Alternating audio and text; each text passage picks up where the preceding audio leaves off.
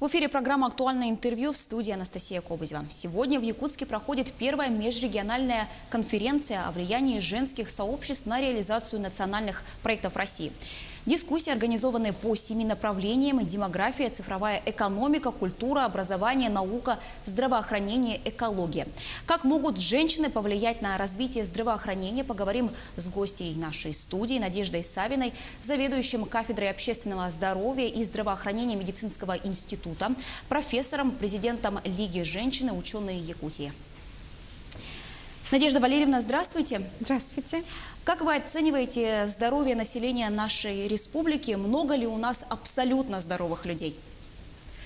Одним из главных достижений нашей республики является то, что у нас за 2018 год показатели ожидаемой продолжительности жизни увеличились. Мы на первом месте по Дальнему Востоку и где-то, тоже одни лучшие в России.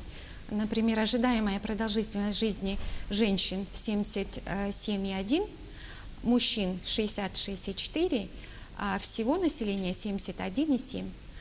Также у нас сократилась смертность от наиболее частых причин, сократилась в 1,5 раза смертность от болезней системы кровообращения, на 1,4 от заболеваний, онкологических заболеваний. И поэтому я думаю, что мы одни из лучших регионов нашей России по показателям здоровья.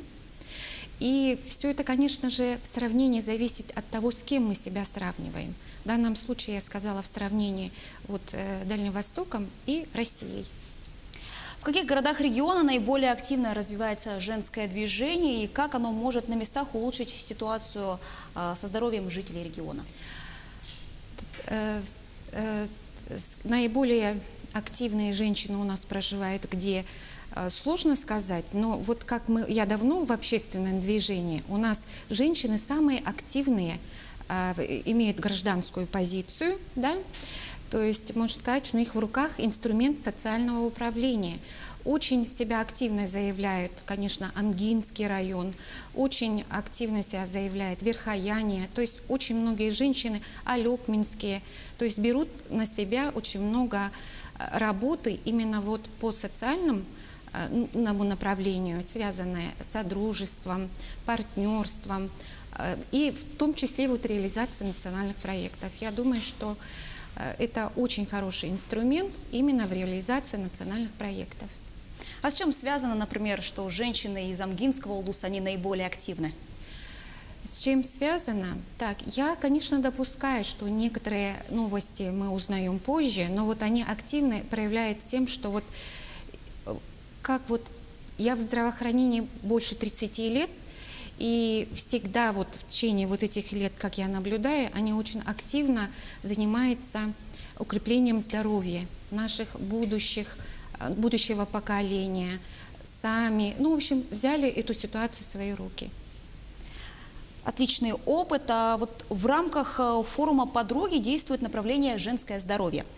Каких результатов удалось достичь и что вы планируете в ближайшее время?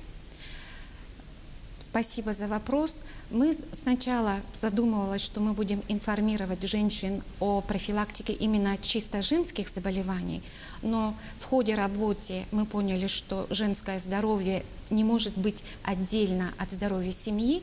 Соответственно, мы после ряда мероприятий чисто женских мы сейчас инициируем, проводим школу общественного здоровья. С чем это связано? Потому что для развития здравоохранения уже понятно, что не только медицинская помощь во главе угла, во главе угла у нас профилактика, здоровый образ жизни и в целом активная позиция самого человека, каждого гражданина. И, естественно, мать каждой семьи, если будет управлять здоровьем своей семьи, мы сможем достичь очень хороших результатов. Поэтому, конечно же, мы информируем женщин о факторах риска, какие заболевания возникают чаще всего и каким образом женщины могут организовать быт семьи, образ жизни, закупку продуктов определенных, двигательная активность. Это же все в руках женщин. А что вы можете сказать про школу общественного здоровья? Школа общественного здоровья, вот я уже, как сказала, во главе угла информирование женщин, всех семей, особенно детей, именно о профилактике факторов риска. Потому что у нас на первом месте, я уже сказала, это болезни системы кровообращения.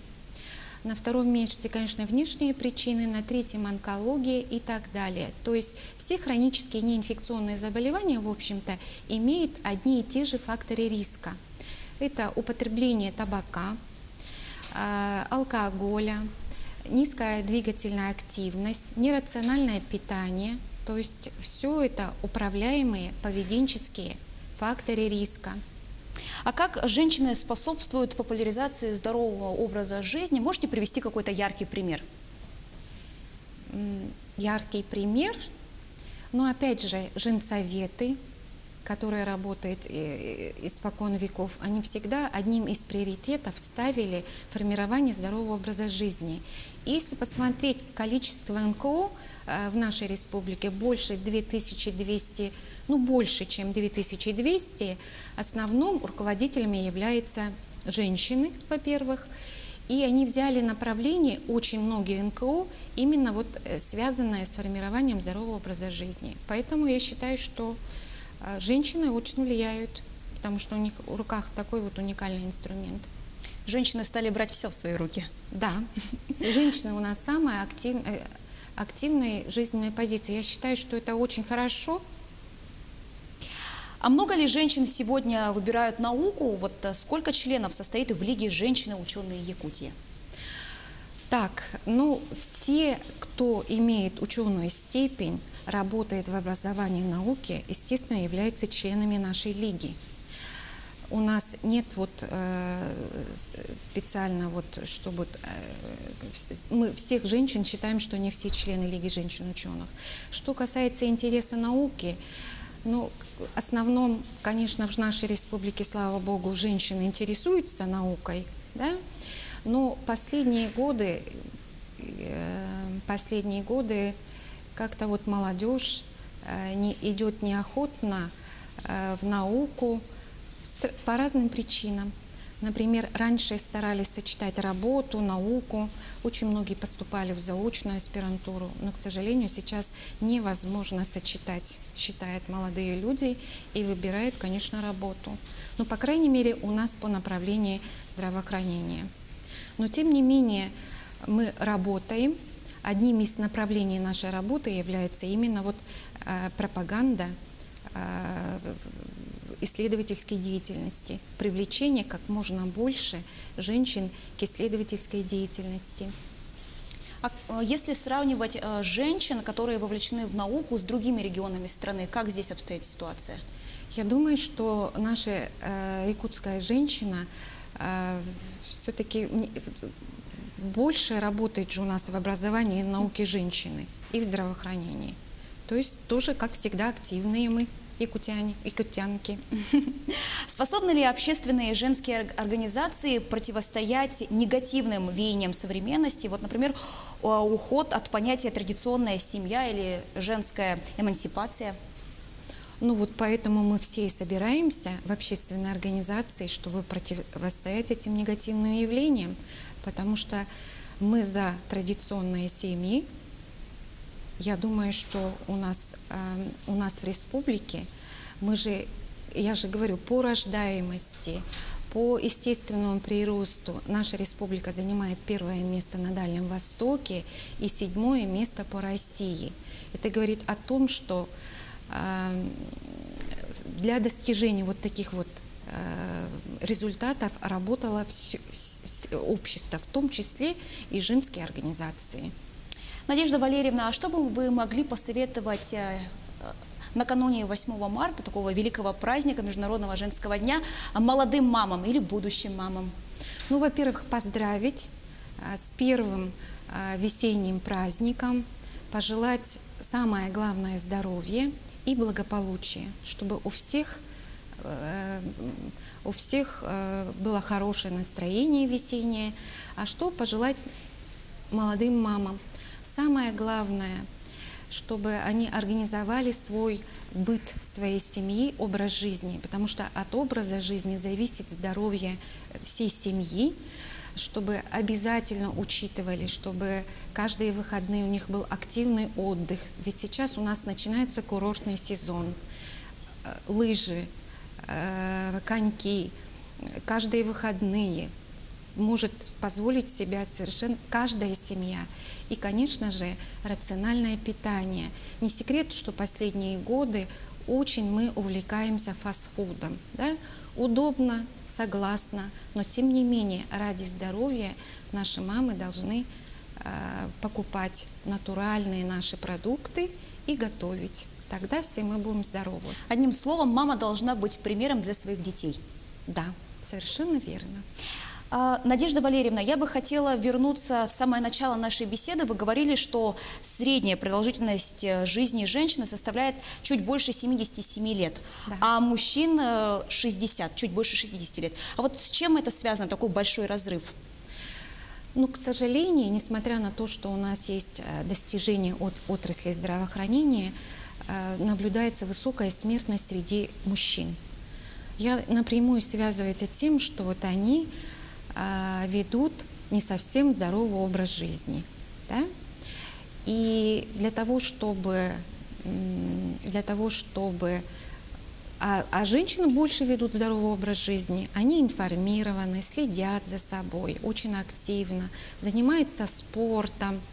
Я вот думаю, что сейчас они должны теперь взяться за мужское здоровье, запланировать диспансеризацию. Последние годы у нас, конечно же, очень хорошие показатели с ранним выявлением различных заболеваний в связи с диспансеризацией.